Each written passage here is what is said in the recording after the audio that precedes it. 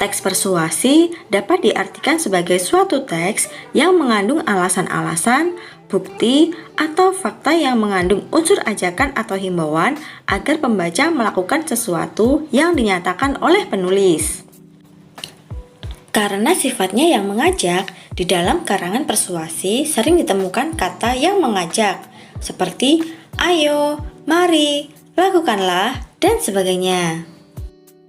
Bertujuan mempengaruhi pembaca agar pembaca yakin terhadap ide, gagasan, dan pendapat yang dikemukakan, dan pembaca bersedia melaksanakan apa yang menjadi ajakan dari ide tersebut.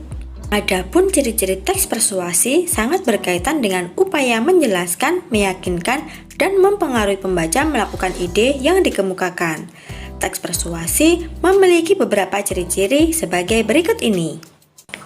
Ciri umum dari teks persuasif bisa dirumuskan menjadi 3. Yang pertama, meyakinkan seseorang atau pembaca. Yang kedua, berusaha membuat pembaca tergerak untuk melakukan sesuatu seperti apa yang diharapkan penulis. Dan yang ketiga, menyertai data dan fakta. Terdapat unsur ajakan, bujukan, atau himbauan. Berikut adalah bentuk dan jenis dari teks persuasi. Ada 3 bentuk teks persuasi. Yang pertama adalah bentuk pidato. Bentuk ini misalnya digunakan pada propaganda, kampanye lisan, dan promosi produk niaga. Yang kedua yaitu bentuk tulisan. Bentuk ini misalnya digunakan pada iklan dan selebaran. Dan yang ketiga yaitu bentuk elektronik. Bentuk ini biasanya digunakan di iklan televisi, bioskop, dan internet. Sementara, paragraf persuasi dapat digolongkan dalam beberapa jenis. Di antaranya adalah yang pertama, persuasi politik. Teks jenis ini digunakan dalam bidang politik dan bertujuan untuk kepentingan politik.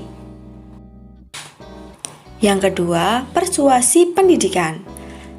Teks persuasi pendidikan digunakan dalam bidang pendidikan dan bertujuan untuk mencapai tujuan pendidikan. Yang ketiga, persuasi advertensi atau biasa disebut dengan persuasi iklan. Persuasi ini dimanfaatkan dalam bidang usaha untuk memperkenalkan suatu barang atau jasa. Yang terakhir adalah persuasi propaganda.